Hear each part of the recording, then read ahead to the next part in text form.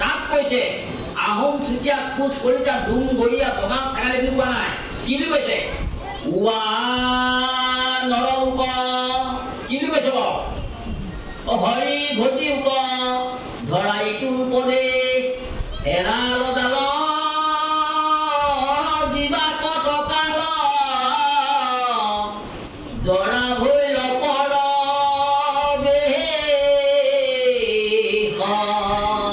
হৰিটো বোলে তুমি কেইদিন যে আহিবা তোমাৰ হৰিটো অৱসৰ গৈছে সেইকাৰণে অন্য দেৱী দেৱ একদম খাটাং কৰি থৈছ অন্য দেৱী দেৱ নকৰিবা কেৱ মুচিকো নচাইবা তাৰ ৰসাটো নখাইবা গৃহ নপখিবা ভক্তি হৈ বেদ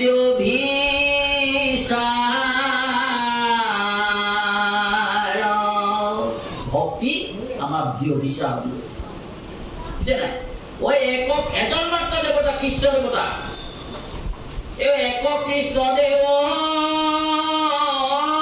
কৰিও কহেৱ ধৰিও তাহাৰ নাম কৃষ্ণ দাস হুয়া প্ৰসাদ ভুঞ্জিয়া হস্তে কৰা তান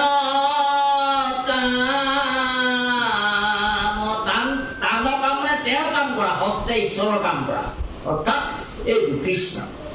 গম পাইছে গতিকে আমি যে দেৱ দেৱী পূজা কৰিছো অন্য ধৰ্ম কথা আমি বঢ়াই কৈছো আমি যে দেৱ দেৱী পূজা কৰিছো আমি দেৱ দেৱী পূজা কৰিলে একো ফল নাপাওঁ কৃষ্ণক কৈছে এই বিষয়ে মই বঢ়াই কৰি বিচাৰিছো যে আপোনাক ক'ব আমাৰ মাধৱদেৱ আছিলে শাক্ত পন্থৰ তেওঁ মাকৰ নৰিয়া চমুকৈ কৈছো মাকৰ নৰিয়া হওঁতে বৈনাকক এটা কথা চাবলৈ আহিবলৈ কৈছিলে শংকৰক লগ পাই তাৰমানে বৈনাকে কথা চাবলৈটো নামিলে তাতে তেওঁ কম গ্ৰহণ পৰিক্ৰমত পাই ক'লে যে তুমি কিয় ছাগলী নানিলা বোলে মই আনিব নোৱাৰিলো ছাগলী আৰু নানো বোলে কেলে বোলে মই শংকৰ নামৰ এজন লোকক লগ পাই তেখেতৰ ভক্তিত সন্তুষ্ট হৈ তেখেতৰ লগত মই বোলে শৰণ গ্ৰহণ কৰি তেখেতৰ বোলে কোন সেইজন তেতিয়াহ'লে বোলে হয় নেকি তুমি যোৱা নেকি বোলে যাওঁ বোলা তেওঁ কি কৰিলে আহিলে আহোঁতে কি কৰিলে জানেনে এই তামোল পাণ ইত্যাদি লৈ আহিছে কিছু তামোল পাণ মাধৱে লৈ লন্ত কিছু দূৰ গয়া পাছে সমীপ পাইলন্ত মনত গুণন্ত কৰিব নমস্কাৰ প্ৰথমতে তৰ্ক শাস্ত্ৰ কৰিব প্ৰচাৰ মাধৱ অহংকাৰী আছে তেওঁ কৈছে প্ৰথমতে মনটো ভাবিছে মই তেওঁক সেৱাই নকৰো মই সেৱা নকৰো আৰু তেওঁক বোলে মই প্ৰথমে গৈ বোলে শাস্ত্ৰ অপশাস্ত্ৰ প্ৰয়োগ কৰোঁ যুক্তি তৰ্ক প্ৰয়োগ গৈ পালেগৈ মানে যিজন ভকতে যিজন লোকে কৃষ্ণ তাৰমানে শংকৰ সেৱাই নকৰো বুলি ক'লে তেওঁ কি অৱস্থা হ'ল জানেনে যেতিয়া শংকৰক দেখিলে ভকতৰ লগত আলোচনা কৰি আছে তেতিয়া শৰীৰৰ গোটেই কপৰি উঠিব লাগিলে কৈছেনে তেওঁ শৰীৰৰ যিটো সৌন্দৰ্য দেখিলে দেখি তেওঁ অবাক হ'ল একেবাৰে অবাক হৈ গ'ল যে কি হ'ল ইমান এটা গুণান্বিত পুৰুষ এজন মহাপুৰুষ এজন বহি আছে লগে লগে তেওঁৰ ওচৰত আহি ক'লে মাতিলে মা শংকৰ বোলে আহা আলোচনা বোলে মই আহিছো হয় কিন্তু মই তোমাৰ ওচৰত কোনো বোলে আলোচনা কৰিলে মই তৰ্কশাস্ত্ৰ প্ৰয়োগ কৰিবলৈ আহিছো বোলে হয় নেকি শংকৰে ক'লে ঠিক আছে তেতিয়াহ'লে তুমি আৰম্ভ কৰা তাৰমানে মাধৱে শংকৰ সৌৰভে খুব খৰকে কৈছে বুজিছে নাই মাধৱে বুলন্ত পূজা কৰি ৰেখে ধৰ্ম শংকৰে বুলন্ত ইটো অজ্ঞানীৰ কৰ্ম মাধৱে বুলন্ত দুৰ্গা দেৱী শ্ৰেষ্ঠতৰ স্ত্ৰী ভৰিলে পতি লাগে বুলন্ত শংকৰ বুজিছেনে কৈ দিলে স্ত্ৰী ভৰিলে পতি লাগে বুলন্ত শংকৰ বুজিছেনে গতিকে চাওক মাধৱে বুলন্ত দুৰ্গা দেৱী শ্ৰেষ্ঠতৰ স্ত্ৰী ভৰিলে পতি লাগে বুলন্ত শংকৰ তেতিয়াহ'লে সেইখিনিতে অকণমান ফাম পাইছে তাত তেনেকুৱা সুযোগতে শংকৰে বিচাৰি এতিয়া সুযোগ তেওঁ বিচাৰি কৰিলে বস কৰিলে পৃথকে পুজিলে পূজা কেহু নাপায় কৃষ্ণক পুজিলে পূজা সমস্তে হুয় বোলে ভাগ ভাগকে পূজা কৰিলে কোনো নাপায় কৃষ্ণক যদি পূজা কৰে সকলোৱে হয় কৃষ্ণ বোলে ভাগ ভাগকে দি দিয়ে বৃক্ষৰ মূলত দেই জল পৰমতি প্ৰীতি হুৱে ডাল পুষ্প ফল মূলতনে দিয়া যদি পাতত কিঞ্চয় ডাল পাত পুষ্প কুলি কেহু নাপায় গছৰ যদি গুৰিত পানী দিয়ে তেতিয়া গছজোপাই ডালটো পালে ফুলও পালে পাতেও পালে কলিও পালে চবে পালে যদি গছৰ গুৰিত পানী দি আমি যদি গছজোপাৰ ওপৰত পাতবোৰ ছটিয়াই দিওঁ এনেই পানী কম নষ্ট হ'ব গুৰিটো নাপায় কলিও নাপায় ফুলও নাপায় একোৱে নাপায় সেইকাৰণে আমাৰ গুৰি হৈছে কৃষ্ণ দেৱতা মহাপুৰুষ মাধৱদেৱে কৈছে কৃষ্ণ এক দেৱ দুখ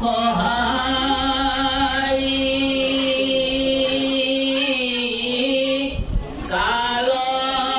মায়া দিও ইউধিকাৰী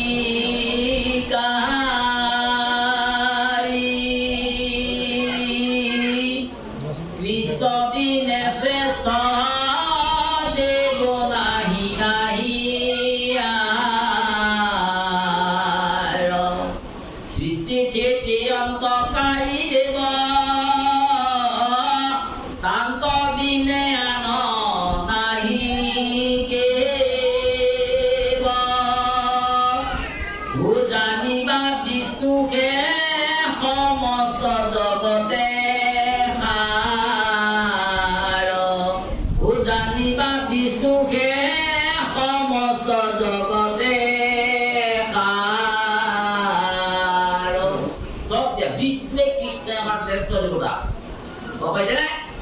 শ্রেষ্ঠ কৃষ্ণক যদি বাদ দি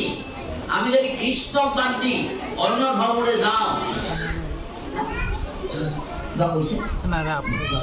আমি যদি কৃষ্ণক বাদ দি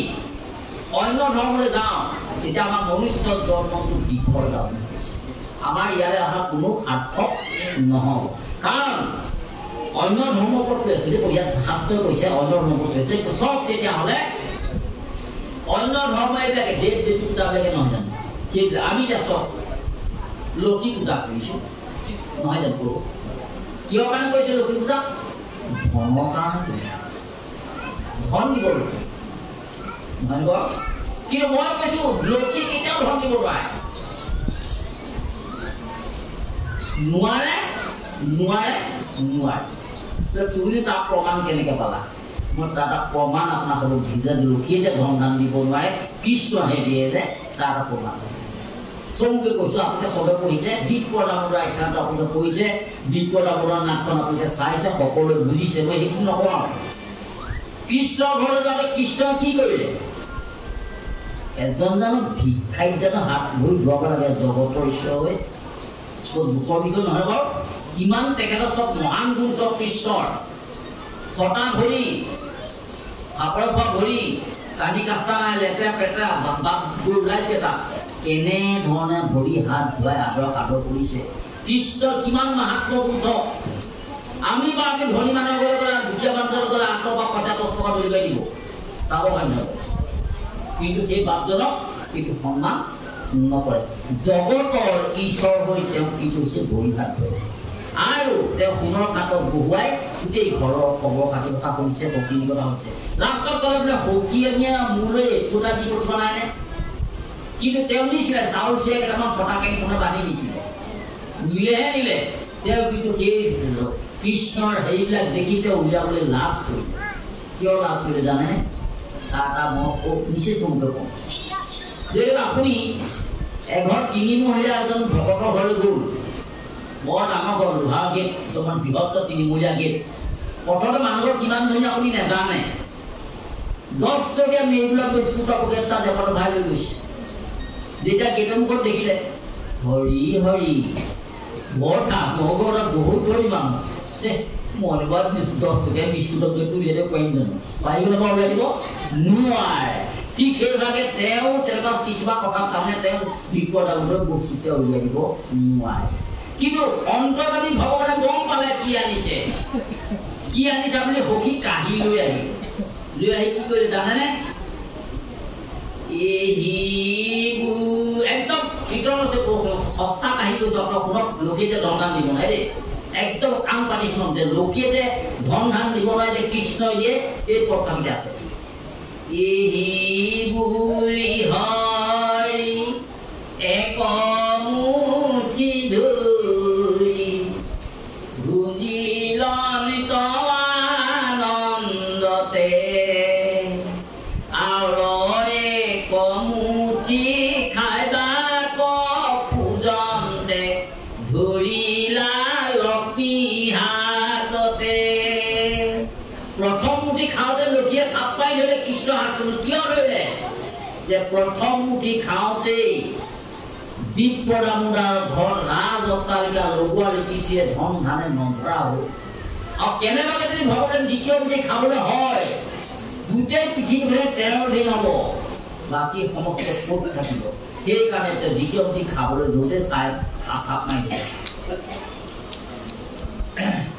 কৈছে ইংলিছে কৈছে তাক কৈছে কৃষ্ণক কৈছে আমাৰ যেনেকে কিবা এটা দাম বিচাৰি আহিলে ভকতে দাম বিচাৰি আহে নামঘৰলৈ আইগকে মাতি কয়গৈ সেই আপুনি আকৌ বৰদৌৰ গীত দিব দেই আপুনি বৰ দানী দাম নহ'ব দেই বুলি কিছুমাই দিয়ে নহয় লক্ষীয়েও কিছুমাই দিয়ে যত মনে মনে কৈছে তেওঁ কাণৰ ওচৰত যত মানে লাগে সবে সম্প্ৰতীক এই মুঠি দিব পাৰে নখায়ো কোৱাৰ বুলি লক্ষ্মী মাৱে স্বামীক বুজাই ৰাখাৱে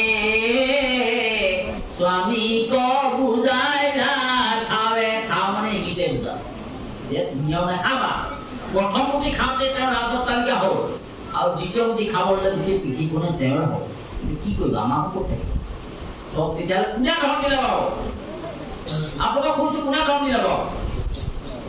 কৃষ্ণই দিলে কাৰণ লক্ষীয়ে এই প্ৰথমটি দিবলৈ নিদিলে হয় নহয় যে লক্ষীৰ পূজাতকৈ আমি যদি কৃষ্ণক পূজা কৰোঁ তেওঁ আমাৰ মনোমানতা আৰু তেওঁ কৃষ্ণক পূজাজনী হ'ল ভকত কৃষ্ণক পূজাজনী হ'ল ভকত বুজিছে নাই যি ঈশ্বৰৰ নাম লৈ সদায় খাওঁতে শুওঁতে বহুতে মেলোতে সেইজনী হ'ল ভকত আৰু যিজনে কোনদিন ঈশ্বৰৰ নাম নলয় সেইজন দুৰাচাৰ সেইজনকে পাখণ্ড বুলি কৈছে নহয় জানো এতিয়া আহিলো ভকতলৈ ভকতে ভগৱন্ত ভৱবিমোচন ভজন ভক্তিত